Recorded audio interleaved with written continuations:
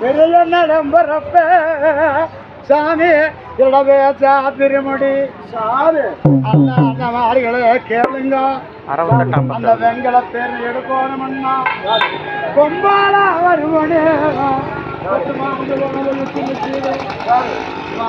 ஒரு மணிக்கு நிக்குது சாமி. ஜானுக்கு ஒரு பேய் இருக்குதுங்க சாமி, ஒரு பாம்பு இருக்குதுங்க சாமி. எப்படிங்க தருவான்